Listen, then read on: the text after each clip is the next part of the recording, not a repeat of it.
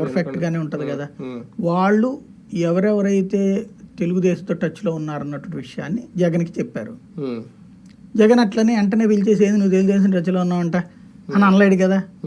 Party వైపు నుండి ఓ మాట చెప్పారు, ఓ ప్రెస్ కాన్ఫరెన్స్ పెట్టి దీని మీద విమర్శించని.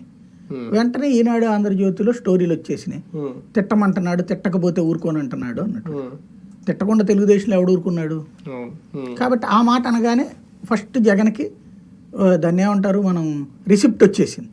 ఓహో వీళ్ళు వాళ్ళతో టచ్లో ఉన్నారు అన్నట్టు. ఆ విషయంలో సెకండ్ టైం పెద్దవాళ్ళతో చెప్పించారు.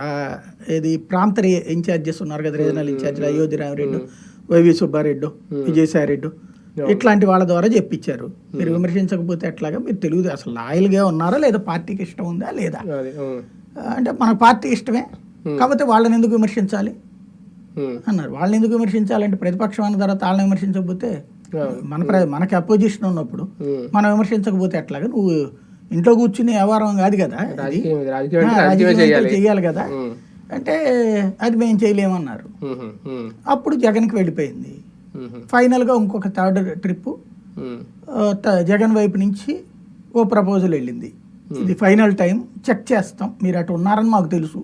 ఈ ముక్క డైరెక్ట్గా చెప్పేశారు, మీరు ఇన్ని నెలల నుంచి ఇన్ని సంవత్సరాల నుంచి టచ్లో ఉన్నారు వాళ్ళకి అన్నటువంటి విషయం. వీళ్ళకి రెండు కారణాలు అయింది. ఒకటి జగన్ అన్న వదులుకోవాలా, లేదంటే విమర్శించాలా. విమర్శించడం అనేది వాళ్ళకి ఇష్టం లేదు, అది ఎందుకనేనో తెలియదు మనకు కూడా. అంటే చంద్రబాబుని విమర్శించే అంత స్థాయి కాదు అనుకుంటున్నారా, లేకపోతే చంద్రబాబు మంచోడు అనుకుంటున్నారా, లేదా రేపు పొద్దున అధికారంలోకి చంద్రబాబు వస్తే మనల్ని ఇబ్బంది పెడతాడని భయపడుతున్నారా, ఈ ఏదైనా కావచ్చు. వెళ్ళే ఎంపీలు వెళ్ళడమే కాకుండా కూడా ఎమ్మెల్యే అభ్యర్థుల్ని, సిట్టింగ్ ఎమ్మెల్యేలు కూడా తీసుకెళ్తున్నారు అనేది. ఆయన లావు శ్రీకృష్ణరాజు వెనకాల జంగా కృష్ణమూర్తి వెళ్ళిపోతున్నారు, ఆయనకి అక్కడ ఆల్మోస్ట్ సీట్ కన్ఫర్మ్ అనేది కూడా ఇంకా ప్రకటించలేదు అనుకోండి. అలాగే ఈయన వెంట కూడా మాగుంట వెంట కూడా వెళ్ళే అవకాశం ఉంది ఒకరిద్దరు ఎమ్మెల్యేలు అనేది. మాగుంట వెనకాల వెళ్తే బాలినేని వెళ్ళాలా, బాలినేని వైఎస్ కుటుంబాన్ని వదులుకుని వెళ్ళాలి, సాహసం చేస్తారా అది చూడాలి.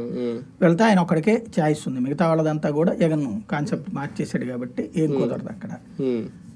వేమిరెడ్డికి వెనకాల మాత్రం ఎమ్మెల్యేలు వెళ్ళే పరిస్థితి ఏం కనిపించట్లేదు.